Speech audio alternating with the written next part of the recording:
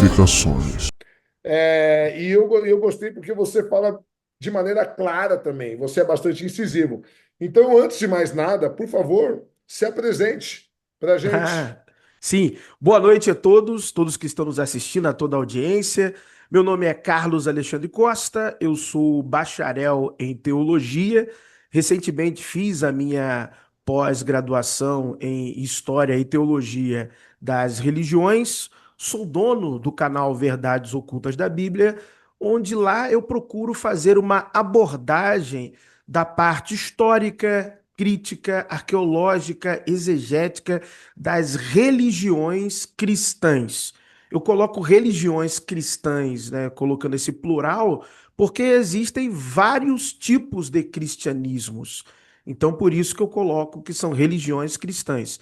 Nós, no Ocidente, estamos mais acostumados ao cristianismo católico e protestante, oriundo da reforma de Lutero ou reforma luterana. Mas nós sabemos que existem o cristianismo anglicano, ortodoxo, copta, Calvinista. etíope e por aí vai, Exato. exatamente. Fora as Hoje, vertentes teológicas, hoje exatamente. registrado, a gente tem na academia 3.880 religiões denominadas cristãs. Exatamente, exatamente. E que são, temos que dizer, majoritárias, assim, mais ao ocidente do mundo, Sim, não sim. tanto ao oriente do mundo, que tem outras expressões e tradições religiosas que são até mais antigas do que o cristianismo, como os budismos, por exemplo, que também são mais de um tipo de Do budismo. Oriente. Isso, no Oriente. Então é extremamente importante. A pegada do Verdades Ocultas da Bíblia também se concentra bastante em religiões comparadas. Então, fazer esse trabalho de análise crítica, exegética, histórica, arqueológica e entender também o contexto das outras religiões, principalmente aquelas que são mais antigas que o cristianismo, torna-se mais, como é que eu posso dizer, lúcida a nossa visão sobre a Bíblia. A gente consegue entender as suas origens, as nuances das quais produziram os cânones que nós temos em mãos hoje. Infelizmente, a maioria dos especialistas, a maioria da literatura especializada sobre estes temas não estão em língua portuguesa, estão principalmente em inglês, alemão, francês, que é um ambiente acadêmico que tem um trabalho mais prolífero acerca destas análises. Então, no Brasil, nós ainda estamos meio que na periferia destes assuntos mais técnicos. Tanto que no Verdades Ocultas da Bíblia é um canal que tem uma expressividade dentro desse nicho que nós trabalhamos, mas internacionalmente falando, existem dezenas, centenas de canais que abordam a mesma temática que eu abordo no Verdades Ocultas da Bíblia, professores, mestres, PhDs. Então, assim, é um trabalho que é importante, porque dentro de um cenário internacional, tudo que eu venho falando já é de notório saber, tanto às vezes de cristãos, não somente de acadêmicos, mas de cristãos também. Até porque muitos desses especialistas dentro da academia são cristãos ou ex-cristãos, como Bart Ehrman. Então, assim, é muito importante o trabalho que eu faço, que é um trabalho de combate ao fundamentalismo religioso, que é extremamente perigoso em diversos âmbitos da vida, não somente da vida dita espiritual, né, ou do autoconhecimento, autodesenvolvimento, mas também da vida social. Porque, querendo ou não, a religião acaba moldando a nossa cosmovisão acerca de vários âmbitos da nossa vida. E vale dizer que você não é ateu.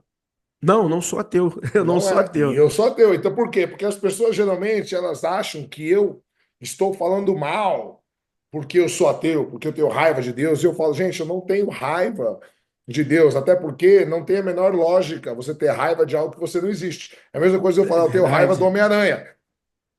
Como que eu tenho raiva do Homem-Aranha, né? Eu tenho raiva do Batman. Entende? Então, assim, não tenho. Embora eu, agora como psicanalista, eu entenda que existem muitas pessoas que se professam ateus porque tiveram alguma birra com a divindade que acreditavam, né? Ou perderam um Hum, filho, ou, não, ou queriam muito alguma coisa e não conseguiram, ou a mãe morreu, ou ficaram doentes. E aí a pessoa começa a se dizer cristã. Eu tinha uma paciente que se dizia ateia, porque tinha perdido um filho, e eu falei, você não é, até você precisa ir para a igreja, né, se reconectar com o seu...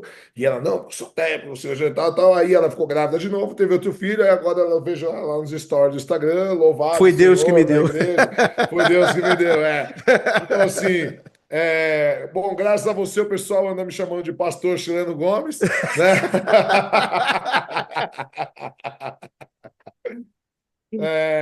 Bom, eu, para te contextualizar um pouco, eu venho de uma família de testemunhas de Jeová, né? Eu já falei em outros Sim, episódios. sim. O meu pai, ele é ancião há 35 anos, é o equivalente a pastor da Testemunha de Jeová, para quem não sabe, tá?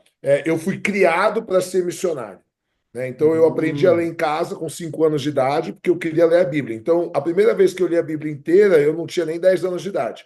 Quando eu completei a minha primeira leitura da Bíblia, depois eu fui ler mais 5, 6 vezes direto durante a vida. As últimas duas leituras que eu fiz da Bíblia, eu já não tinha mais crença nenhuma. E aí é impressionante como a hum. mente explode, que você fala assim, cara, eu já tinha lido 4 vezes antes, 5 vezes, como que eu nunca vi esse texto aqui? Porque quando você está preso num dogma, você, né, o teu cérebro, ele só enxerga, Só enxerga né, aquilo ali. o que você quer ver, É, né?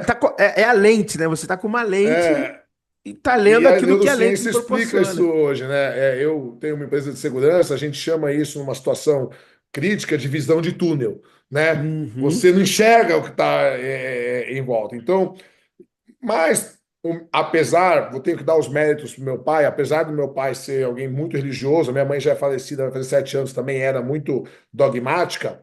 Eu venho de uma família de acadêmicos. Então, meu pai tem 2 universidades, fala 5 idiomas. O meu tio é doutor em filosofia no Chile. A minha avó é reitora de uma universidade. Meus 2 irmãos são engenheiros lá no Chile, os mais velhos. Então, eu venho de uma família de acadêmicos. Então, na minha Sim. casa, o meu pai sempre incentivou o pensamento crítico. E a gente sempre teve esses debates assim profundos. Eu lembro que eu era pequeno, igual meu filho hoje fica assistindo eu conversar com a minha irmã, com meu pai, às vezes. Meu filho de 12 anos, ele fica assim, né? Eu lembro eu assistindo esses debates. Deus existe? Se Deus existe, por que permite o mal? Da onde viemos? Para onde Sim. vamos? Existe vida após a morte, tal? Então, eu tenho uma bagagem cristã muito forte. Quando eu saí da igreja, eu demorei ainda alguns anos para me libertar desse sentimento de culpa, de pecado, né, que eu estou fazendo coisa errada e tal. E na minha faculdade de filosofia, eu tinha um grande amigo meu, o professor Alexandre Leal, um beijo para ele, eu sempre falo dele. Inclusive, vou te mandar um livro meu de presente, tá? O Deus Pô, da Filosofia. E já pedi O Inferno Não Existe, inclusive a v- sobra, depois você vou mostra. mandar também, vou mandar. É, Aqui, ó, eu tenho essa obra, um best-seller, com o prefácio do professor Clóvis Bacana. Barros Filho, Excelente. O Deus da Filosofia. Filosofia. Eu falo como os principais filósofos defenderam a ideia de Deus de forma lógica durante a história da Hum, humanidade. Porque eu digo que essa linha ateísta da filosofia, ela tem mais ou menos 150 anos, ela começa com Ludwig sim, Feuerbach, né? sim. Então, até então, a filosofia, ela foi a ciência que mais tentou provar Deus, porque a teologia, ela já parte, né, do pressuposto que Deus existe. É Isso. recente, né, que a teologia começou a questionar com o advento da arqueologia e da ciência.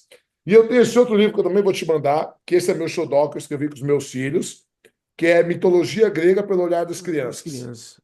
Eu Excelente. escrevi com meu filho de 11 anos na época, agora tem 12, e o de 7 fez as ilustrações. Bacana. Excelente. Então, vou mandar os dois presentes para você, depois você me passa o seu endereço que eu mando com o maior prazer. Pô, gratidão. Então, o que acontece? Chegou uma hora que eu comecei a me questionar. Algumas perguntas não batiam, né? E eu não sei se você percebeu, é que aqui a câmera não está pegando, mas em cima do quadro de Freud, aqui atrás, tem um quadro de Nietzsche. Mas eu tenho Nietzsche tatuado no braço aqui e tenho Freud tatuado no outro. Freud vem de uma família judia e Sim, Nietzsche vem de uma família de pastores luteranos, luteranos. né? Isso. Então, assim, e aí eu comecei a estudar filosofia e eu comecei a ver que grandes filósofos, que também vieram de famílias religiosas, tinham as mesmas dúvidas que eu, né? E obtiveram as mesmas respostas que eu, nenhuma. né? Então, uma das coisas que eu começo lá no meu livro é uma provocação. Deus é filosofia. Deus existe, mas já no primeiro, na introdução, já falo: se você acha que eu vou responder essa pergunta, tire o cavalinho da chuva, né? Que eu digo que Deus é improvável. Improvável no sentido de não poder ser provado. E aí tem um filósofo do século XVIII chamado Immanuel Kant, que era cristão, né, Sim, protestante, mas Kant, ele diz assim, tentar provar se Deus existe ou não é só para satisfazer o ego do ser humano de querer ter resposta para tudo, porque Deus só pode ser crido pela fé, exato. certo? E ele tira a moralidade de Deus e traz para o ser humano. Então, Kant é o primeiro, por isso que o direito, hoje, quando você vai estudar direito, você estuda muito filosofia kantiana, porque ele é um racionalista, e ele é um racionalista intencionalista. O que a intenção do ato diz. Então, às vezes, o ato é o mesmo. Por exemplo, você vai cuidar da sua tia doente que está com câncer. É bom ou ruim? Aí Kant fala, depende. Você fala, como depende?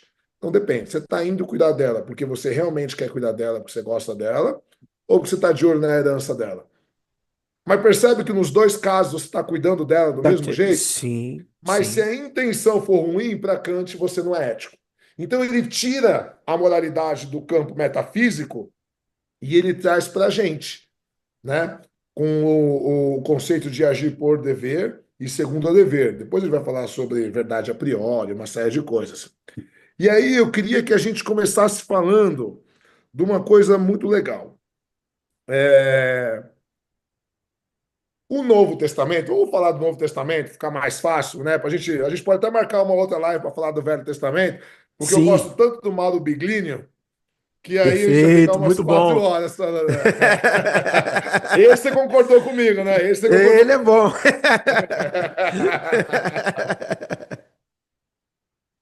E Mauro Biglini, além dele ser bom, ele tem umas teorias da conspiração, assim, dos Anunnaki, uns negócios muito loucos, Sim, né? sim, De sim, sim. intervenção genética 100 mil anos atrás e não sei o quê, né? E aí ele faz umas comparações com os biólogos, enfim. Aí é uma viagem muito louca também. Sim, Mas só para sim. contextualizar as pessoas, Mauro Biglini é um italiano que está vivo, né? Sim, Ele está vivo. vivo. Ele foi contratado pela editora São Paulo, que é a editora do Vaticano, para Cano, traduzir isso. 29 livros do Velho Testamento, e falaram para ele assim: traduza da maneira mais fiel possível.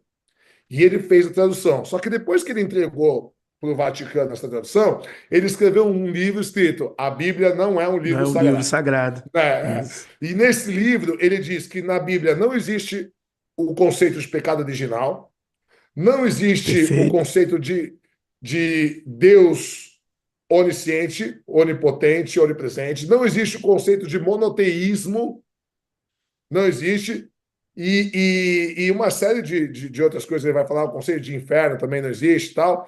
Tanto que hoje ele é um cara ameaçado de morte, né? E aí o que ele começou a fazer? Ele começou a fazer eventos, palestras, ele convidava professor de teologia de línguas antigas do Vaticano, professor do judaísmo de Isso. não sei o quê. Quer dizer, e aí ele pegava os manuais de tradução e falava: olha essa palavra aqui, está escrito aqui ó, nos manuais. Não traduzir por Deus. Aí ele pegava duas, três traduções da Bíblia e falava: Deus, Deus, Deus. Por que vocês traduzem por Deus se nos manuais estão falando para não traduzir por Deus? O exemplo da Exatamente. palavra Elohim, né? Elohim Exato. é um plural de El, né? Então, e aí, tem outra coisa: quando a gente fala de idiomas mortos, são tudo suposições, né? A gente não pode ter certeza absoluta. Os maiores peritos também não têm certeza absoluta. Então a gente tem a ideia que era uma das traduções é ser superior, que poderia ser qualquer ser superior, e aí o Paulo Biglini acredita em seres superiores que vieram para cá. E tem outras traduções que denominam ela como nome de um deus que era o deus dos deuses, né? Um panteão de Isso. deuses, e Isso. Yahvé, que vai se tornar Jeová depois, e a Javé, né? Que é o deus do tetragrama, YHWH. Ele era um deus pequenininho, né? De Isso. um povoadinho, e ele Isso não aí. tinha coragem de se meter a besta com os deuses dos egípcios, com os deuses dos babilônios, né? E ele foi ganhando espaço, por isso que ele era um deus guerreiro, Isso né? aí.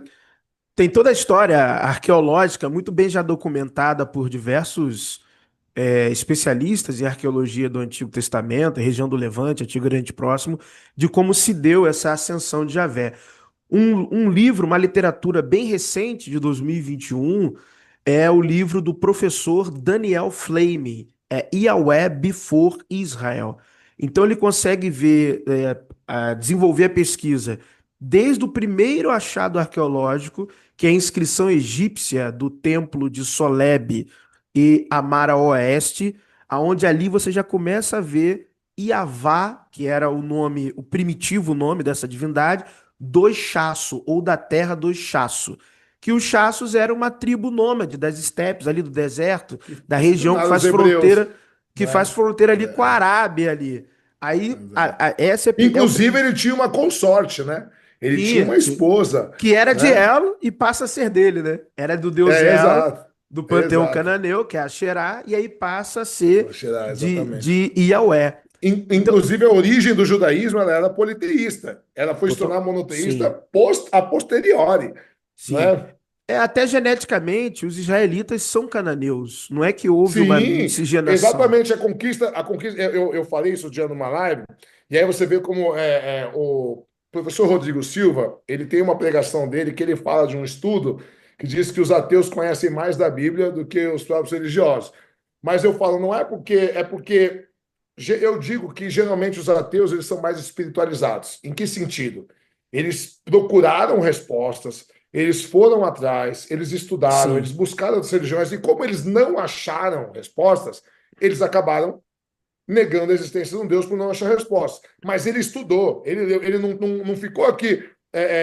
Porque a gente não tem, tirando os piranhãs, eu falei piranis nossa, um outro cara fez um react, me comeu a alma viva, é piranha, não sei o quê, uma tribo lá da Amazônia, que é o único registro na história de uma tribo, e não é totalmente ateia, ela tem uma metafísica, mas que não acredita em um Deus criador, é o único registro da história da humanidade, não tem outro sim, registro de nenhum povo. Inclusive, Heródoto, que foi um dos primeiros pai dos historiadores, né? sim, Ele diz que sim. o que ele achou em comum entre todas as sociedades foi um altar, né? Então eu costumo dizer que Deus é o Deus da lacuna. Quanto mais a ciência cresce, menor Deus vai ficando, né? Então tudo que você não tem explicação é Deus. Aí a ciência descobre explicação, aí Deus diminui de tamanho. Deus diminui de tamanho. Mas vamos falar do Novo Testamento. Vamos, senão a gente se perde. A gente já está falando do Velho, vamos falar do Novo Testamento, que é a proposta. Bom, o Novo Testamento, primeiro que ele nunca existiu como Novo Testamento. Ele foi firmado, o códice, né? O cânone bíblico, Sim, só no concílio de Cartago, em 397, no quarto século, certo? uhum, O que me fale um pouco o que ficou de fora, porque a gente sabe que as congregações cristãs elas tinham outros livros sagrados que elas consideravam. Inclusive existem igrejas até hoje que guardam, né?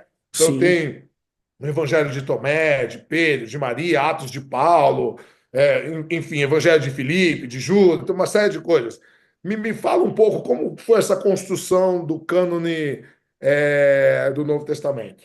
Sim, uma coisa que nós devemos de cara falar à audiência quando nós estamos falando de cânones bíblicos, que é cânones no plural, porque não existe somente um cânon bíblico. Ao longo da construção da história do cristianismo, nós temos hoje aproximadamente 10 Bíblias diferentes, com livros diferentes, e inclusive livros que em algumas tradições são canônicos e para nós, do Ocidente, protestantes brasileiros, são apócrifos.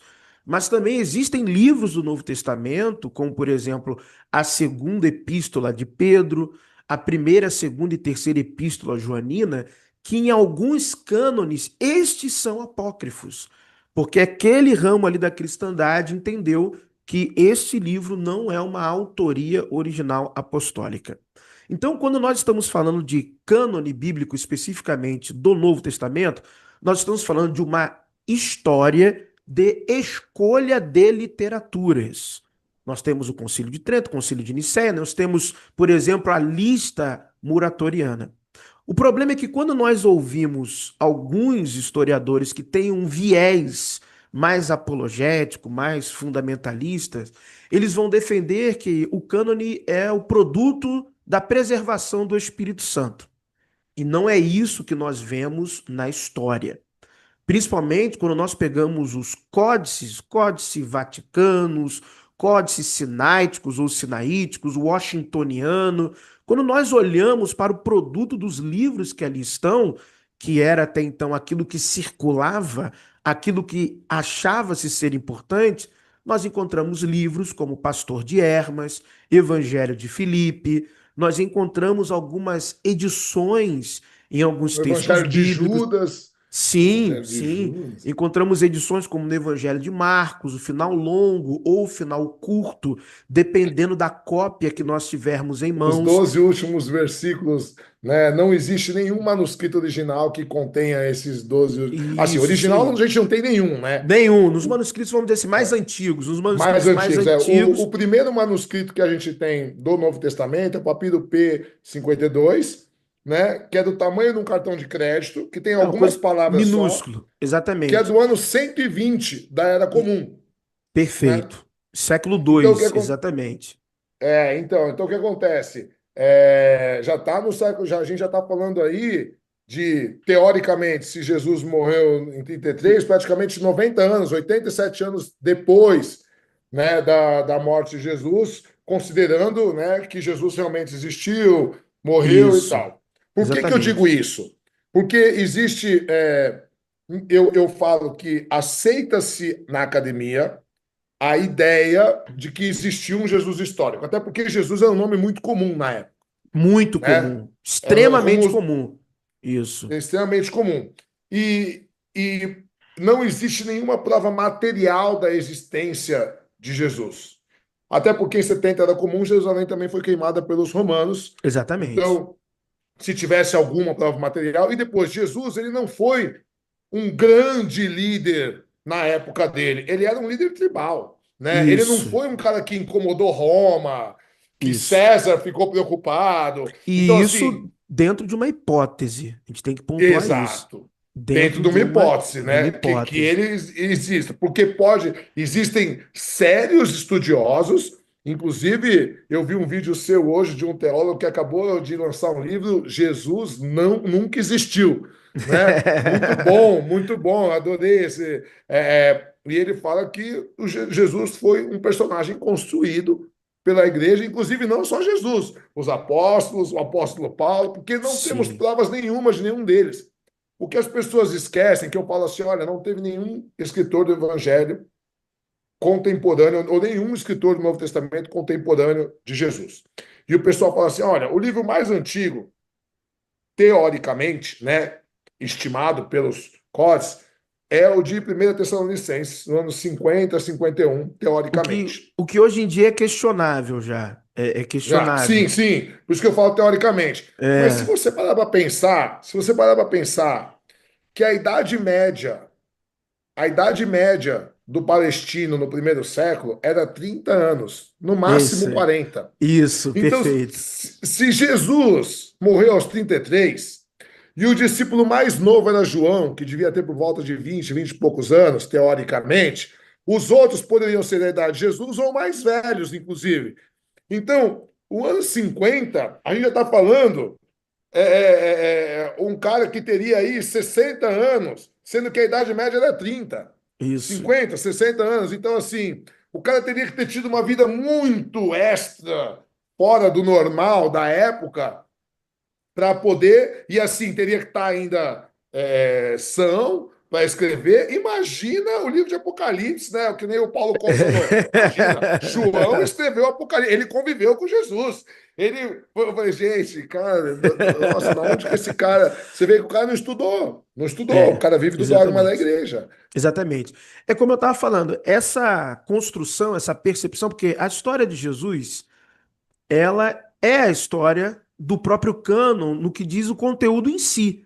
Porque o que Tá. conhecemos de Jesus é o que está no cânone bíblico, é o que está nos evangelhos. Só, ponto. Só. É da onde vem. E Até os próprios evangelhos, eles divergem entre si, né? divergem Um diz diversas. que nasceu em Belém, outro diz que Isso. nasceu em Nazaré. Um diz que a cronologia dele é Isso. uma, o outro, o Lucas diz outra coisa, Mateus então, assim, os próprios evangelhos que ficaram no cânone bíblico, eles ainda divergem entre si. Tem divergências. Os apologetas vão tentar explicar essas divergências como sendo perspectivas diferentes. Só que as perspectivas esbarram em fatores geográficos, esbarram em fatores de genealogia. Então, não é perspectiva. São É. dados que até então. Como que você faz uma perspectiva da genealogia? Não Não, tem como, né? a não ser que você tenha dúvida do teu pai, né? Meu pai pode ser o José ou o Carlos, né? Pode, eu não sei, Exatamente. né? Depende. Exatamente. Esses escritos, então, a melhor explicação, quando a gente vai estudar crítica da forma, crítica da fonte, manuscritologia, é que eram escritos autônomos, sem autógrafos, não haviam autores destes primeiros escritos, e que a partir do século II eles vão sendo reunidos e editados. E estas edições é que vão resultar nos evangelhos, que ali teriam um nome. Então, aquilo que a gente aprendeu no passado, por exemplo, que Marcos foi o primeiro evangelho a ser escrito, hoje, isso é muito questionável. Na literatura vigente, você vai encontrar essa informação. Só que dentro do campo da pesquisa, dos artigos científicos que estão sendo produzidos atualmente, você encontra muito questionamento, até porque o número de exegetas e pesquisadores na academia hoje é maior do que algumas décadas atrás. Então é por isso Até que a pesquisa. porque, desculpa te interromper, Sim, professor. sim. Quando eu falei num vídeo que os países mais seculares, né, os países que têm menos religiosidade, têm o maior IDH do mundo, né? O pessoal caiu matando, mas os prêmios Nobéis são tudo. Eu falei, gente, peraí, mas 99,9% do mundo é religioso, é 0,1% ateu. E a Verdade. gente tem 10% dos prêmios Nobel são de ateus e 60% de cristãos, o resto dividido entre os outros, 30 dividido entre os outros. Então, tipo assim, pô, os ateus estão dando de lavada, né? Estão ganhando percentualmente, Percentualmente, né? proporcionalmente. Proporcionalmente estão ganhando de lavada. Agora, eu não estou querendo dizer que os ateus são mais inteligentes que os outros. É porque durante toda a história da humanidade existiu uma pressão social, né? Então, tem um sociólogo do século XIX chamado Emile Durkheim que ele diz que todo discurso é um discurso de aceitação social. E Uhum. aí tem uma psicóloga inglesa do ano 70 chamada Elizabeth Neumann, e ela cria um conceito chamado espiral do silêncio. E o que ela fala? Ela fala quando a maioria a maioria professa um discurso, a minoria tende a se calar. E com o tempo de ficar calada e ficar ouvindo o discurso, ela começa a proferir o mesmo O discurso da discurso. maioria, né, para poder se sentir incluída. Por quê? Segundo o Durkheim, né, Aristóteles já dizia: nós somos um zoom politicum, um animal político. A gente quer conviver em sociedade. Então, durante a história, né, dos últimos 2.000 anos, ou nos últimos, vamos botar 1.500 anos, desde o surgimento da igreja oficialmente, né, que ela vai surgir no quarto século, assim, oficialmente, com o cânon Como instituição, como século IV. instituição. Isso, Mas, isso. assim, nos últimos 1.600 anos, se você professasse alguma ideia fora do cristianismo, principalmente, você era Ah, morto, está né? lascado. Você estava ferrado. Basta dizer que René Descartes, que era cristão, em 1628 ele estava escrevendo uma obra sobre o heliocentrismo. E aí, quando condenaram Galileu Galilei, o que ele fez? Ele abandonou a obra. Entende? Então, também, assim, muita gente se proferia cristão para não morrer, né? Para poder trabalhar. Não, porra. Então, Ao longo da hoje, história, a comunidade judaica sabe bem o que é isso. Tem que se exato, os professar judeus também, cristã. né? Então, o que acontece? Hoje, a gente tem muitos acadêmicos que estão se permitindo estudar, né? Questionar, Sim, ir sim. atrás, arqueologicamente falando, historicamente falando, por quê? Porque hoje a igreja já não tem mais essa repressão tão grande. Embora nos países do terceiro mundo a repressão ela é mais social, mas academicamente falando, hoje em dia a gente tem mais liberdade de estudo. Sim, sim. Até porque eu falo no Brasil, né? As melhores editoras que publicam conteúdo acadêmico, livros que traduzem, são as editoras católicas. Não são as evangélicas, protestantes, são as católicas.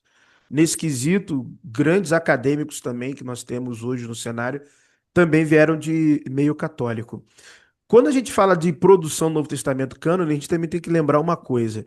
Só se nós falarmos do universo de textos que são dos evangelhos, fragmentos, papiros, são mais de 5.000 manuscritos classificados. Estamos falando só ali do que diz compêndio, que chamamos de evangelhos. E com suas variantes textuais, com suas diferenças, com suas omissões, supressões, inclusões.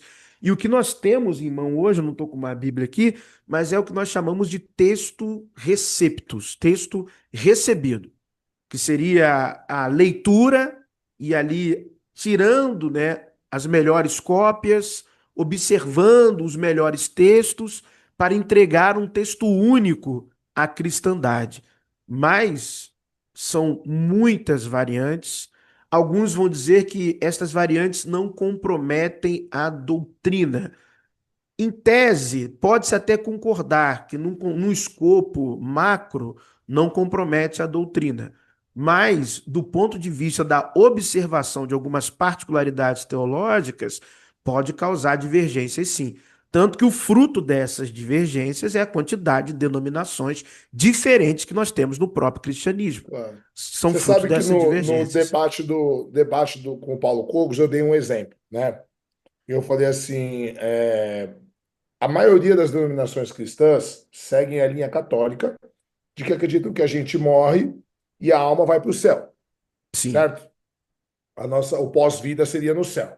Porém, algumas denominações, como é o caso da Testemunha de Jeová e algumas poucas outras, eles acreditam que a gente vai viver a vida eterna aqui na terra e não no céu, certo? perfeito. Aí eu dei o exemplo da passagem bíblica quando Jesus tá sendo morto, né? A gente fala crucificado, embora a palavra do grego, do original, seja stauros, e stauros significa poste, literalmente poste. Então, o indicativo ipsis literis da palavra, né? Seria que ele teria sido pregado num poste. A cruz vai surgir depois, né? Quando os romanos eles fazem uma cristianização de vários símbolos e tal, mas enfim, não vamos entrar nesse mérito agora. Mas vamos Senão lá, a Jesus gente está vai sendo longe. morto. Jesus está sendo morto. Jesus está sendo. Eu gostei quando o primeiro vídeo seu que eu vi que você falou assim: esse fez teologia, esse estudou o seminário, né? Porque dá para perceber quem estudou e quem não estudou, né? Porque o cara Verdade. se sente atacado. Quando o cara não estudou e ele acredita pela fé, ele se sente atacado. Eu estou falando de dados reais, traduções do Isso. grego, do hebreu e tal. Mas vamos lembrar da passagem. Ele está lá com dois malfeitores, diz o Evangelho, né? E aí um começa a tirar sarro dele, né? Fala assim: Sim. você não é o rei dos judeus, né? Salve-te a ti mesmo, né? Primeiro Você a não é nós, tal. desce dessa cruz aí. Pô, você não é o fodão, né? Então, meu, baixa aí. E aí o outro, diz o Evangelho, começa a repreender o outro. Falou, meu, você é idiota, por que você tá. A gente merece estar aqui, Isso né? aí. Ele não fez Este nada. E ele justo vira. nada fez, exatamente. Exato, e aí ele vira para Jesus e fala: Senhor, lembra-te de mim quando estiveres no teu reino. Aí vem a frase. Aí vem a frase. Olha lá. Jesus vira para ele e diz assim: primeiro eu vou falar a versão católica. Deveras eu te digo, vírgula, hoje estarás comigo no Comigo no paraíso. paraíso. Certo? Então a vírgula está dizendo que daqui a pouco a gente vai morrer, porque estamos crucificados. Daqui a pouco a alma sobe, vamos estar no paraíso, você vai estar comigo. Os tradutores, os escribas que acreditam na outra vertente, e eu não estou nem falando que eles estão sendo desonestos, nem nada. É questão de crença própria. Sim. Os que acreditam na outra vertente, eles vão colocar a vírgula depois do hoje. Então a mesma frase vai ficar assim: deveras eu te digo hoje, vírgula, estarás comigo no paraíso. Pô, mudou todo o Totalmente. sentido. Aí Eu, você eu vou. fala assim: não, professor, mas é fácil. É só ir no grego antigo e ver como que estava lá. Então, no grego antigo não existe vírgula. Tu- E aí? Não, Como que faz? eu vou te dar um problema maior ainda. Em diversos manuscritos antigos do Evangelho de Lucas, esse hoje não consta. Pior ainda, Ainda tem pior um- ainda. E ainda tem um problema maior ainda. Alguns vão alegar que justamente esse acréscimo advém de uma versão do Evangelho de Lucas de Marcião, que era chamada de O Herege.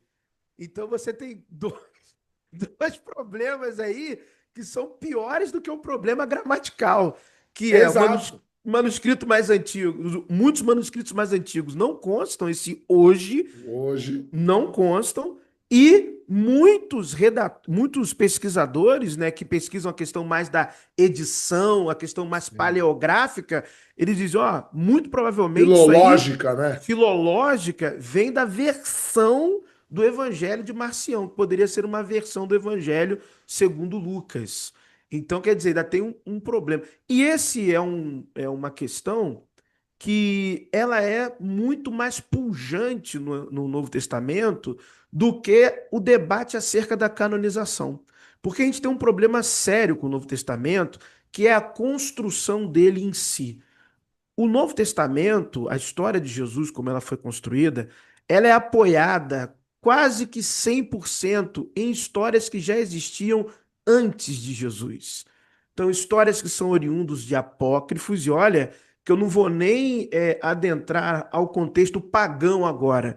Vamos ficar só Não, a gente dentro pode do. falar dos contos órficos, a gente pode Isso. falar de, como chamava o deus do vinho nos gregos? O Dionísio. Dionísio. A gente Exatamente. pode falar de Eos, a gente pode falar de Mitra, a gente pode falar de uma Exatamente. porrada de deus, né? Isso. Que os 3 dias de morte ressuscitados, a gente tem pelo menos uns 6, 7 deuses anteriores, Epopeia de Gilgamesh, Que tem um enfim. isso, que tem um significado. Mas dentro do próprio contexto da tradição do judaísmo do Segundo Templo, você tem o conjunto de escritos chamados apócrifos, que você contém diversos ditos Um de segundinho, Jesus. pessoal. Sim, sim. Judaísmo do Segundo Templo é depois da reconstrução do templo, Isso. após o cativeiro em Babilônia. Isso Tá? Só aí. para. É Até a porque, queda do Templo de Jerusalém. É. como o professor está acostumado com o canal dele, o pessoal que já acompanha, né? Então, assim, é a primeira live que eu estou falando. E, assim, de verdade, Carlos, eu não queria falar desse tema. Eu falei para minha social media um tempo atrás, eu falei assim: para de postar coisa de ateísmo ou de espiritualidade. Que eu sou professor de filosofia, eu sou psicanalista, eu fui professor de escola, eu fui lutador, eu quero trabalhar outros temas. Mas, cara, só me chamam para podcast, para fazer debate ateu, verso. Aí eu falei para ela: quer saber? Toda essa Joga isso porra aí. aí, joga. Então, assim, então é o primeiro vídeo que eu estou fazendo. Fiz questão de convidar você, porque eu acho seu trabalho incrível. Então, pessoal, quem é Gratidão. do canal do professor, se inscreva no meu canal aqui, por favor. E quem é do meu canal, vai lá no Verdades Ocultas da Bíblia, quando terminar. Se inscrevam, assistam os vídeos, porque, assim, tudo que o professor Carlos fala, hoje a gente está batendo um papo, mas nos vídeos dele, ele mostra texto, ele mostra livro, ele mostra a origem dos estudos. Então, assim, é um teólogo comprometido, não é ateu, não é um cara que vai querer te convencer, mas vai te mostrar a verdade dos Isso escritos e aí. das comparações das religiões, que é a mesma proposição minha, mas tem pessoas que se sentem constrangidas por ouvir um ateu falando. Então tem a impressão que eu estou falando para denegrir a religião dele. Não, não é isso. Né? Não estou querendo diminuir a religião de ninguém. Eu só estou falando as verdades da academia, de quem estudou. E aí, por isso que eu fiz questão de chamar um Exatamente. teólogo que não é ateu, né? Eu gosto do trabalho para poder falar. Então, continue. Desculpa, professor, te Não, interromper. tu está certo. Então, diversos ditos de Jesus têm origem direta e indireta nestas tradições. Então, por exemplo, a principal tradição, e literalmente a principal tradição, vem do primeiro livro de Enoque. E uma informação que poucas pessoas sabem, tanto fora e dentro do meio confessional, é que o livro de Enoque, ele foi encontrado diversas porções dele em aramaico, entre os manuscritos do Mar Morto. Do Mar Morto, exato. Especificamente na caverna 4 de Cura. era onde estavam ali a maioria dos escritos do livro de Enoque. Você sabe por quê? E tem uma teoria, por que que deixaram o livro de Enoque fora? Bom, assim, eu não consigo falar de uma teoria ou do porquê.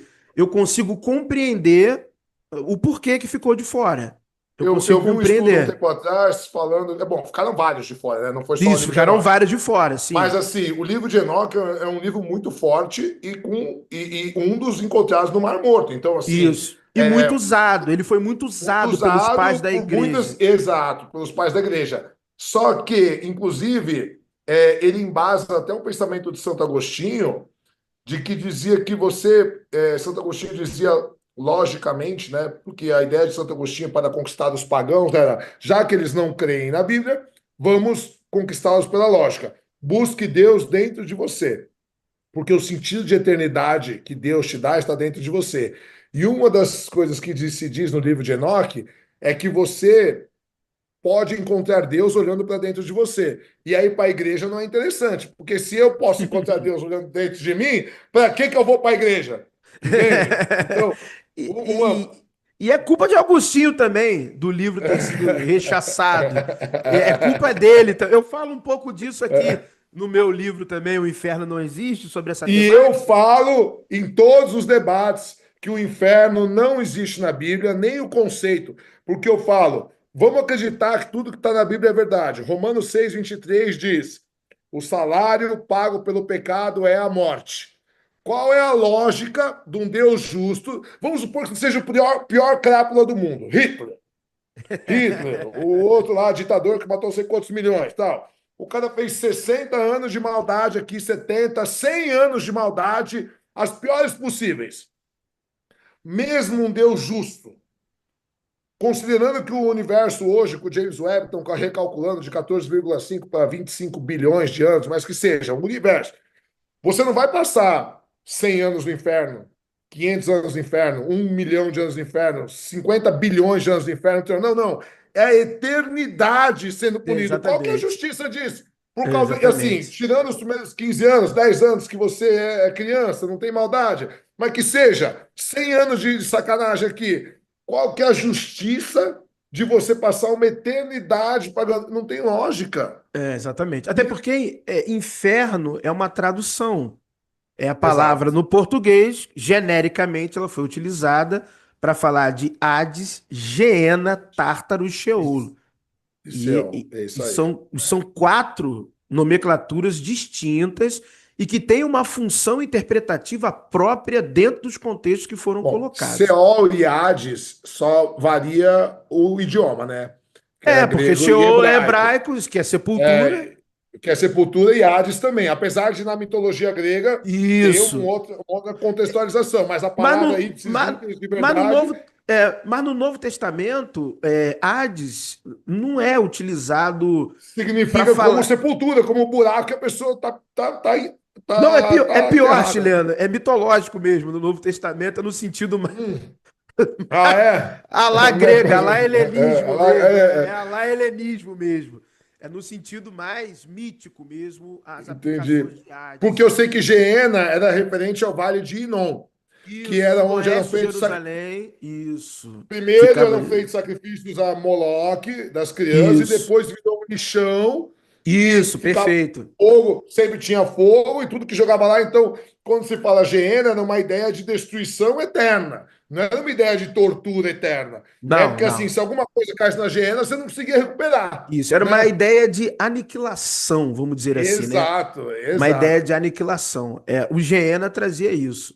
E tem o Tártaro, que é aplicado na epístola de Pedro, e é só. Mas tudo ali é num sentido E o alegórico. tártaro grego não tinha nada a ver com fogo, sabe? O tártaro grego era gelado, né? A ideia era contrária, né? Era contrária. Então, quer dizer, e todo o imaginário que tem no Novo Testamento, ele também é oriundo do livro de Enoque. Você vê, assim, são muitos paralelos, versículos que as sentenças são as mesmas, o início das frases são iguais, as declarações são semelhantes. Então, Não, e se assim, você pega Provérbios, Salmos, e você pega os provérbios egípcios, você pega o Código de Sim, Hammurabi, sim, sim, tem transcrições que são literais, sim, sim, exatamente a mesma, sim, sim, sim, exatamente assim, sim. sem mudar nem pôr uma palavra, Sim, sim. né? Sim, sim, sim. Eu já fiz esse trabalho no Verdades Ocultas da Bíblia de colocar um texto do lado do outro. É o que você falou, a gente está numa live aqui, né? Mas lá no Verdades Ocultas É. da Bíblia, meu método de trabalho é o quê? É abrir o texto da literatura extra-bíblica e abrir o texto bíblico e colocar um do lado do outro e nós vamos ler juntos. Só que Essas.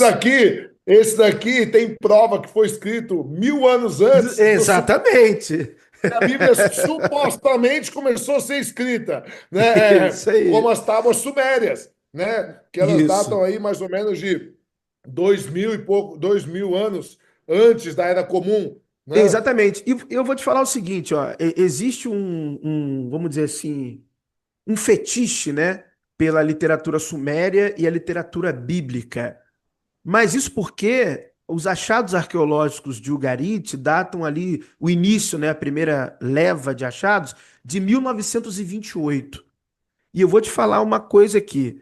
Tem muito mais do Antigo Testamento em Ugarit diretamente do que nos próprios textos sumérios. É mesmo. A origem pulsante dos mitos do Antigo Testamento advém dos textos ugaríticos. E todos eles estão traduzidos, todos os textos ugaríticos estão traduzidos. Então, quando você se debruça sobre as tabuinhas cuneiformes de Ugarit, você vê as histórias do Antigo Testamento. Por exemplo, Josué cercando Jericó. Você tem no épico de Quirete, o rei Quirete cercando a cidade de Udum.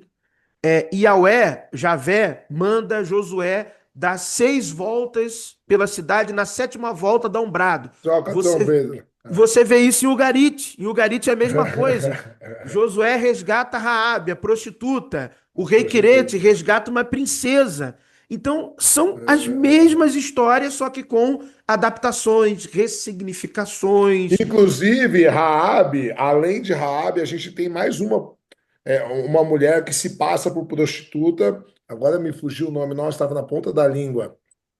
O marido dela morreu, o sogro não queria ter um filho com ela, ela se fingiu de prostituta, ele deu o anel Tamar, de sinete. Tamar, Tamar. Tamar, Tamar. Gênesis E aí trinta e você oito, se eu não vê, me engano. e aí você vê como a prostituição era comum, né? Era Comum, uma coisa comum, comum e aceitável. Tanto que comum. um patriarca usou como prostituta, estava sem dinheiro, deu o anel de sinete dele, né? Raabe, que era prostituta, fez parte da linhagem de Jesus, Sim, sim. teoricamente, né? Ela entra na linhagem do Messias, né? E aí, isso é uma das coisas que eu falo, então, mas então a prostituição é permitida na Bíblia. Então, se você é cristã, então a Vanessa Urach está certa. Então ela pode voltar lá para a prostituição dela, que tá tudo ok. Aí o evangélico, o cristão fala: não pode, é proibido na Bíblia. Fala, mas aonde? Se é proibido na Bíblia, se na Bíblia tá dando ok aqui, Ela foi. né? As histórias acabam buscando, às vezes, justificativas e entrelaços que não fazem sentido, Aí lógico. a gente entra. Eu fui aluno do professor Clóvis Barros Filho, muitos anos, mas eu fiz pós-graduação com o Pondé e com o Karnal, né? Eu sei que você discorda de algumas coisas do Karnal, né? Mas o Karnal, ele fala uma coisa muito legal, que ele fala que para o brasileiro é um personal God, é um Deus personal, né? Eu escolho o que eu quero. É, Então, as religiões vão no Velho Testamento, né? Então fala, nossa, homossexualismo é pecado, vai morrer. Se você for gay, você vai morrer. Aí você fala assim, mas e comer camarão também dava morte, né? Usar tecido com duas linhas diferentes dava morte. Trabalhar no sábado dava morte. Ah, não, mas isso daí não. Isso daí, o novo pacto, Jesus aí é o rompeu. contexto. Mas Jesus não falou hora nenhuma de homossexualidade. Jesus não condenou ninguém, né? Aliás, inclusive, bom, bem lembrado, aquela passagem da mulher que trazem para Jesus, condenada por adultério, que querem apedrejar, e Jesus abaixa, fica desenhando com o dedo e Ah, fala: sim, quem não tiver João pecado, 8, sim, sim. atira. Não existe Não, não em tem, não nenhum tem. manuscrito. Não, ela vai aparecer no século quarto só. Nos manuscritos Exatamente. antigos não existe. Exatamente, exatamente. Não consta nos manuscritos mais antigos, não consta essa Não passagem. existe. Esses fenômenos literários, né, de alguns vão chamar de transposição diegética, alguns vão chamar de ressignificação literária, mas a verdade é que os editores do Novo Testamento, eles eram escribas muito habilidosos, porque eles conseguiam ter essa capacidade de combinar tradições diversas textuais e atrelá-las à fala de um único personagem. Eu sempre falo, deixando bem claro para a nossa audiência, Jesus, ele é um personagem que ele está sendo construído na literatura totalmente imerso no conhecimento literário de alto nível do seu tempo.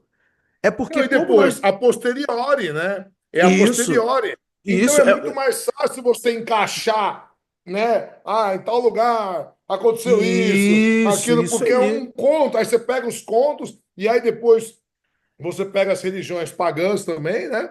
Porque Isso. para não perder o Império, Constantino ele cristianiza o Império, mas não é porque ele se converteu, né? Não, Então é porque primeiro a paga o maioria já pagão. estava pendendo para aquela Porque a direção. maioria, as classes, porque eu falo assim, a ideologia grega dizia o seguinte: você tem que achar o seu lugar no cosmos, certo? Para você ser feliz, para você ser Isso, ético, para você ter uma recompensa, você tem que achar seu lugar no cosmos. O que os gregos chamavam de eudaimonia. Eu, do isso, prefixo grego, quer dizer bom, né? Tanto que evangelho seria boas notícias, só caiu o U, né? Boas isso, notícias. boa Então, nova, isso aí. eu é bom. E daimon é espírito, da onde vem a nossa palavra demônio. Isso. Então, eudaimonia seria um bom espírito. Você só alcançaria a felicidade, o bom espírito, se achasse lugar no cosmos. Se você nasceu para ser filósofo, se você nasceu para ser governador, se você nasceu para ser rico, cara, beleza. Tem lugar no cosmos, você achou lugar. Agora, se você nasceu para ser escravo, irmão, você nasceu para ser pobre, você nasceu, ó, o que que você pode fazer? Irmão, você só pode ser o melhor escravo possível. É o seu lugar no cosmos. Aí, qual a grande novidade do cristianismo? Aparece um camarada lá e fala assim: não, Jesus, teoricamente, fala assim: não, não tem esse lugar no cosmos. Todo mundo é igual perante Deus. Melhor, Isso, todo mundo é filho de Deus. E isso. qual que era a recompensa dos gregos? Ah, sua matéria vai virar grama, saco de boi, maçaneta, né? E qual que é a recompensa do cristianismo? Pô, você vai viver eternamente com os seus entes queridos. Pô, aí, E detalhe, né? Isso que o até eu que Cristo. sou mais bobo, né? Por isso que o cristianismo ele se dissipa na classe pobre de um jeito, né? Porque a classe dominante Isso. queria continuar dominante. Então a ideologia grega era linda. Você tem que aceitar seu lugar como pobre, que é o que acontece hoje na Índia, né? Nas castas. Eu tenho uma amiga minha que é uma puta advogada internacional e a empresa mandou ela para a Índia, num puto hotel 5 estrelas, e ela foi no restaurante, sobrou muita comida. E ela mandou embrulhar. E aí ela falou, do outro lado da rua do restaurante, ela viu uma família pegando comida no lixo. E ela falou, Hum. pô, eu com um monte de comida aqui, a empresa está me pagando não sei quantos mil por dia para estar aqui. Ela foi atravessar a rua e foi dar para eles. Eles saíram correndo, não aceitaram. Por quê? Porque a religião deles, Nossa. nas castas, eles vieram com esse karma que eles Hum. têm que sofrer, porque nessa reencarnação, na outra reencarnação, já coisas ruins. É. Então, assim, é tão Aí é incutido a na palavra é mente. opressor, é uma coisa É isso. opressora. É por isso que Marx vai dizer que a religião é o ópio do povo, né? E eu não sou marxista, pelo amor de Darwin. Não sou. Nossa, é socialista. Eles que eu não sou nem de esquerda nem de direita. Eu acho tudo um bando de ladrão. Tá? Então já vou falar, tá? Pra também não me chamar de bolsonarista, nem de lulista, nem de nada. Tamo Estamos junto falando. nessa. A minha é tudo ladrão.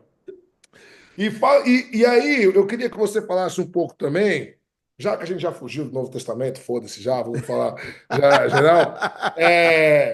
Que eu falei num outro podcast também, o Paulo Cogos quase teve um infarto, que eu falei que não existe nenhuma prova, absolutamente nenhum indício sequer, de que os hebreus foram cativos 400 anos no Egito.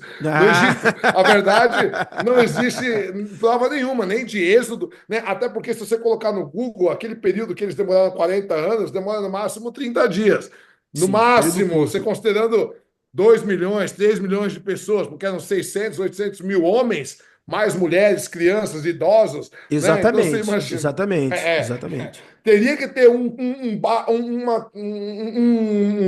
osso, uma cerâmica, Qualquer não tem cultura nada, material deveria nada. existir E nesse sentido, não tem depois, nada. os egípcios, um povo tão orgulhoso que registrava todas as suas Exato. conquistas, não faria uma inscrição em 400 anos que eles dominavam um povo inteiro. Isso. E aí a Uma gente das. tem outras Sim, pode mitologias, falar. né? Sim, sim, Imitando, pode. imitando Moisés, né? Tem outras Sim, sim. mitologias. Uma das coisas que as pessoas têm que saber, principalmente os cristãos, é o seguinte: isso é um fato histórico. O Egito dominou o território sírio-cananeu durante 300 anos. Isso é um fato histórico. Então, entre 1460, 1470, por aí, até 1100 e alguma coisa, o Egito dominou o território sírio-cananeu, colocando guarnições, trocando correspondências, enviando funcionários reais, ocupando territórios, e isso tem achado arqueológico, tem documento. Um dos períodos mais florescentes da correspondência egípcia cananeia é o período da dinastia de Amarna, do faraó Akhenaton. Então você tem centenas de tabuletas de correspondências. Então isso é um fato. Esse seria o primeiro impeditivo. Entre o século XV e o século XII, de fato, o território israelita, ciro-cananeu, era de dominação do Império Egípcio. Era quintal do Egito, era terra do Egito. O declínio vai começar a acontecer dessa dominação com a invasão dos povos do mar. Pessoal que vem do mar Egeu, Ilha de Creta, que vai começar a oferecer resistência, batalhas ao Império Egípcio. E aí esse poder, essa hegemonia, ela vai diminuindo. Então essa é a primeira coisa que tem que ficar claro para a audiência, para entender o seguinte: como que, agora entrando na parte bíblica, como está lá, de acordo com Números, capítulos 1 e 2, nós temos ali uma perspectiva de soldados, numerados ali no texto, de aproximadamente 600 mil. 601 mil soldados, homens de 20 anos para baixo, que arrancavam a espada. Aí fora, mulheres, crianças e idosos. A perspectiva seria ali de aproximadamente entre 1,5 milhão, 2 milhões de pessoas. Só isso iria corresponder a quase a metade, alguns estudiosos vão colocar, de mais da metade da população do Império Egípcio. Do Então isso Egito, seria o né? êxodo. Não tem lógica nenhuma. Exatamente. Por isso que E eu isso falo, no, quando a gente. e isso num período, desculpa te interromper, isso num Não, período pode falar. em que a demografia, isso pesquisado, já verificado, a ocupação, a demografia da terra de Canaã, em alguns territórios, somando os melhores ali, chegaria a aproximadamente 200 mil pessoas. E nas melhores terras, 45 mil pessoas. Mas de tribos totalmente desassociadas entre si. Não era de tribos coesas que estavam adorando um único Deus, não.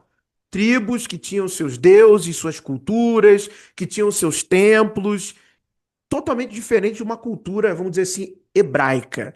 Então, esse é um problema. Um problema. O outro Sem falar problema. que os cananeus, que teoricamente eram da Terra Prometida, né? Cananéia, terra que mana leite e mel, eles eram primos dos hebreus, né? Eles eram da mesma etnia, né? Ou Não, seja, eles estavam matando os próprios exatamente. parentes. Não, e a gente tem que falar, a gente tem que falar a verdade. Hebreus é um nome simbólico. Hebreus não existiram. Não Isso é um nome existe. simbólico. É um símbolo. Hebreu é um símbolo. Não tem uma pedra, não tem uma inscrição arqueológica. Até esse momento, hoje, 2025, dia 15 de maio, não tem uma pedra, não tem uma inscrição, não tem nada que tenha o nome hebreu. Não existe nada que tenha o nome hebreu. Então, isso é uma. A rota do Êxodo, que está lá na Bíblia, era uma via conhecida, era uma rota ocupada. A rota era conhecida, havia guarnições naquela rota. Ou seja, ainda que os hebreus escapassem de Faraó, saindo ali do Mar Vermelho, ainda que conseguissem, eles estavam. Eles passam por uma rota que era conhecida, que tinha guarnições egípcias. Então os egípcios viram e falaram: ah, deixa eu passar. Não precisa, não. Deixa metade do império embora. Deixa. Só quem faz o serviço. Só quem É, faz. é, Eu nunca trabalhei, então exatamente. fiz trabalhar. Então, um outro problema. Os egípcios, eles registraram os Ixos, eles registraram os Apirus, eles registraram os Chassos, eles registraram diversos povos, os povos do mar.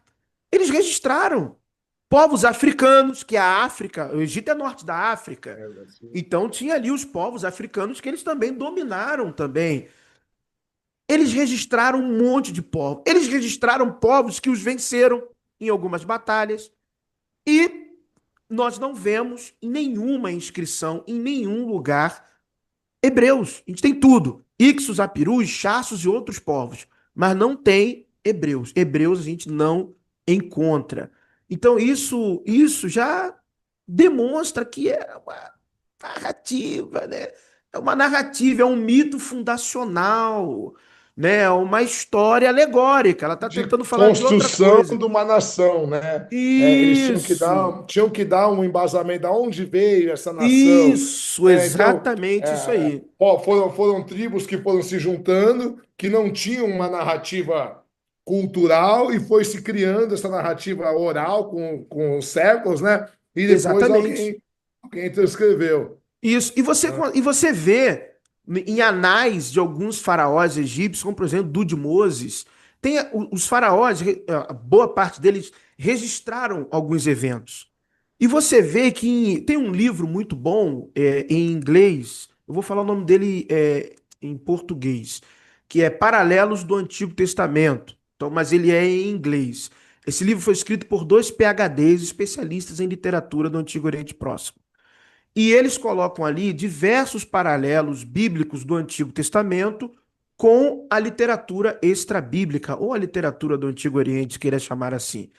E tem vários anais de alguns faraós que você vê que foram utilizados para construir a redação do Êxodo. Então, o escriba, em determinado ponto da história, ele conhecia aquela tradição. Só que aquela tradição era do século XVI, e ele põe como tradição do Êxodo. Aí um outro viu uma tradição que era do século XII. Aí ele coloca ali também como se fosse a tradição do êxodo, fundido em uma história só. Só que você encontra o paralelo em tempos distintos e às vezes janela de tempo muito grande. Tem, por exemplo, Anás de Tutmés III, que você vê que algumas histórias da época de Tutmés foram parar na literatura do Êxodo. Então, falando de uma maneira simples, é uma miscelânea textual, né? São fusões, aglomerações de camadas textuais de períodos distintos daquela história egípcia, porque o Egito era importante. Então, até dizer que você saiu liberto do Egito era importante, era algo grandioso. Não, Olha, que você ganhou, né? Que o isso, seu Deus matou os isso aí. primogênitos Até por egípcios. isso, até porque uma coisa que talvez a gente não entenda muito bem, porque nós estamos muito distantes do fato histórico, Faraó era Deus na terra.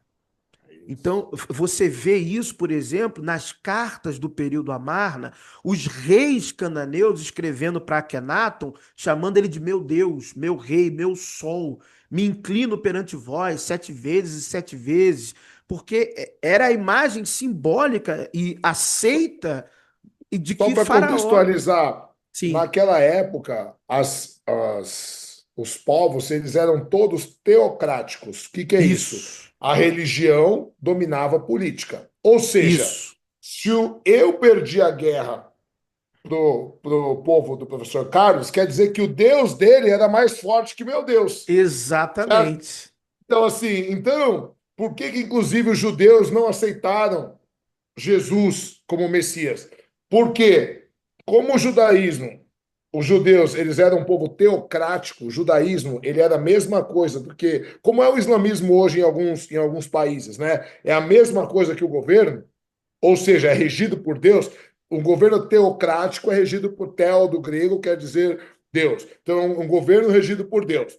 Então, como os romanos dominavam os judeus, para eles era uma ofensa mortal. Queria dizer que os deuses romanos eram mais poderosos que Jeová, que era o Deus deles. Então eles esperavam um Messias guerreiro que fosse Isso. libertá-los do jugo romano, porque era inadmissível como que o Deus deles, que é o Deus onipresente, onipotente, o único Deus verdadeiro, que é a grande, né, o grande novidade do judaísmo é trazer esse monoteísmo no mundo, que até então nunca tinha existido monoteísmo, né? E aí, como que esse Deus, que teoricamente é o único Deus que existe, todo-poderoso, ele está perdendo para os deuses romanos? Né? Como assim? Então, É, isso era uma ofensa para as pessoas serem dominadas, terem que pagar tributo a outros povos. Né? Quer dizer que o Deus deles era mais forte. esse período da história dos judeus, ela é muito conturbada porque uma própria parcela da elite judaica era muito conivente com Roma. A gente tem resquícios Porque disso até queria manter os seus privilégios, né? isso, até Os em falsos Macabeus. fariseus, saduceus, Isso. exato. Você vê até na literatura dos Macabeus que há uma certa admiração com o modelo de república romana. Na própria literatura deuterocanônica nós observamos isso. E quando a gente pega a literatura, por exemplo, de Joséfo, a gente vê que parte de uma elite judaica havia uma certa conivência com Roma. Mas a ideia era o quê? Tradicionalmente se aguardava um Messias ben Yosef, um Messias filho de José, sofredor, não José pai de Jesus, mas da tradição do José do Egito, então, ou seja, uma Sim. alegoria, e um Messias ben Davi, um Messias guerreiro. Tá. Então, Sim. essa era a perspectiva que se tinha. Claro que o que agradava mais era o Messias guerreiro, tanto que os Óbvio. próprios essênios, eles produzem um manuscrito chamado Manuscrito da Guerra, que era um manuscrito apocalíptico, profético da vitória sobre os romanos. Então, os Kitim, ou Kitim, que está lá, são os romanos. E muito até do que tem ali inspira alguns trechos do livro do Apocalipse, que é uma miscelânea de O literaturas Apocalipse, então, apocalípticas, é. não vamos nem entrar no Apocalipse. Professor, já deu mais de 1 hora de live. Bom, eu acho que vale mais a pena a gente deixar outros assuntos para a gente falar em outras lives. Quero te trazer de novo aqui. Quero te Mas, agradecer muito. Gente, vai lá no canal do professor, Verdades Ocultas da Bíblia, se inscrevam aqui no canal também. Eu vou trazer muito material, não vou trazer só material teológico, tá? Vou trazer sobre filosofia, vou trazer sobre psicanálise, psicologia, criação de filhos. Eu sou bem bacana. eclético na minha área de atuação, mas eu sou um amante do conhecimento. Tal qual o professor, dá para perceber, né? A gente gosta muito de ler, de estudar, e para mim é muito importante a divulgação acadêmica, divulgar conhecimento de qualidade, né? Num mundo onde a gente existe muita informação e pouca formação, né? As Verdade. pessoas têm acesso a qualquer informação possível e elas ficam vendo TikTok, né? Cara, chega a ser doentio, mas você parar para pensar, você estava vendo aquela CPI da Virgínia, Aquilo ali foi um espetáculo de horrores, aquilo ali Uma não. menina com menos de 30 anos, perguntaram qual a sua fortuna. 750 milhões ela tem de patrimônio. E o que que ela faz? Nada. Ela só é uma menina bonita. Só. E faz merchandising. O que que ela agrega, né? E aí a gente vê pessoas como eu, como o professor Carlos, como uma série de outros, né? Na internet há tantos anos, estudando, né? Fez faculdade, pós-graduação, mestrado, doutorado, estuda, faz uma aula, entrega material de qualidade, e para a gente conseguir cada seguidor, cada 100, cada 1.000 é uma, né? E a outra lá tem 50 milhões, a outra a outra do avião que não abriu a boca, fizeram o vídeo dela lá, a mulher, ela ganhou 2 milhões de seguidores, É, fechou contrato Brasil. com não sei quem. Então isso é Brasil. Brasil. Mas, mas assim, Eu fico muito feliz, honrado do professor Carlos ter aceitado o meu convite, falar que eu sou seu Eu fã, que, eu que tá? agradeço, eu que agradeço. E gostei muito gosto muito dos seus vídeos, adorei os reacts, conheci pelos reacts dos meus vídeos, gostei muito, muitas referências que você traz são novas, porque você se dedica exclusivamente a esse tema, Sim, né? sim, Então, sim, para mim é sim, muito sim. legal, porque fazia tempo, me obrigou a voltar a estudar. Eu peguei um monte de anotação antiga da minha faculdade, que fazia tempo que eu não via, que eu falei, também não posso ficar, né, tão leigo, né? Porque uma coisa é você conversar com quem nunca estudou, outra coisa é você conversar com quem estuda de verdade, né? Mas assim, muito obrigado, professor. Sim, sim. Ele está como Verdades Ocultas da Bíblia no YouTube, está como Verdades Sim, Ocultas da Bíblia no Instagram também. Vão sim, tem lá, uma presti... semana que eu abri o Instagram Verdades Ocultas Ah, da Bíblia. é? Eu, É, eu sou o uma contrário. semana. Assim, na verdade, eu tenho esse canal há muito tempo, mas eu nunca trabalhei. Estou começando a trabalhar agora. Faz 2 semanas que eu lancei o primeiro Ah, vídeo de verdade. entendi, entendi. Então você é o inverso de mim, né? Eu já tô É, um tempo aqui no é, YouTube e aí abri o Instagram tem uma semana. eu sou o contrário. Eu estou um tempo Contrário. trabalhando no Instagram, meu YouTube estava parado, e agora eu estou trazendo, tô migrando para o YouTube, porque a gente consegue ter mais espaço. Lá, para Sim, você poder, é sim. 1 minuto e meio no máximo para os views entregarem, você fica uma coisa muito desconexa.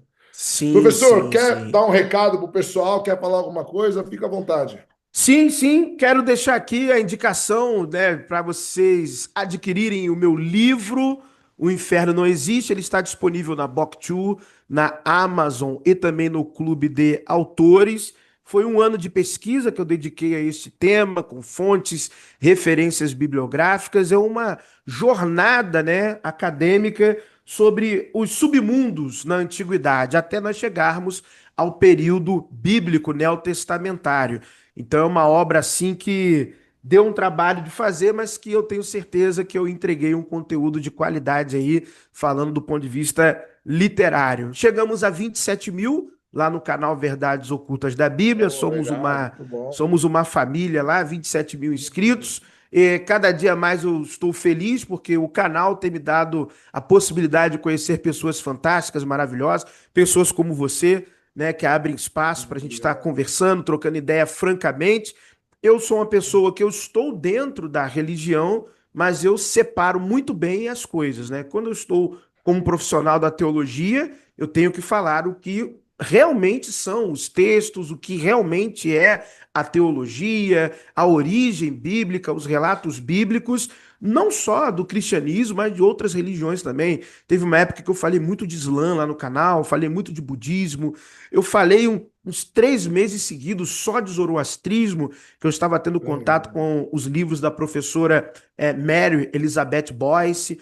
Então, é uma coisa são trabalhos que eu gosto de fazer, de entregar conhecimento. E sempre trabalhando diretamente com fontes primárias, depois aí sim as fontes secundárias, as referências bibliográficas. Mas analisar cultura material, documentos históricos, é uma coisa que eu me sinto bem fazendo e entregando esse conteúdo para o nosso público, para a nossa audiência. Para mim é um prazer enorme, sou fã do chileno, acho que ficou claro nos meus reacts, né? Obrigado. Ficou muito óbvio, né? Bem Obrigado. perceptível. É recíproco, é recíproco. Eu Bom, sou pessoal, quero agradecer. Quero pedir para vocês indicarem tanto o meu canal, né, Chileno Gomes, indiquem para amigos, para conhecidos, tal, e o canal Verdades Ocultas da Bíblia para quem é honesto intelectualmente. Por que que eu virei fã do professor Carlos e a gente sentiu essa sinergia entre a gente? Por causa da honestidade intelectual. Entende? O que ele falou é isso. Eu sou ateu, ele não é ateu, ele é ateísta, mas a gente se prende aos fatos que são reais. O que diz a academia, o que diz os achados arqueológicos. Se o dia de amanhã acharem referências que contradizem o que a gente diz, né? Referências, mas a gente vai vir aqui, vai falar, olha, novos exatamente, estudos estão dizendo, tal. Isso chama honestidade intelectual. Então, exatamente. por favor, não encarem como um ataque, não estamos atacando a fé de ninguém, não estamos atacando a religião de ninguém. Não sou contra o cristianismo, muito pelo contrário, eu acho que eu sou um fã de Viktor Frankl, né? Ele é uma linha da psicologia que fala sobre o sentido da vida, e ele tem um livro muito famoso que chama Em Busca de um Sentido.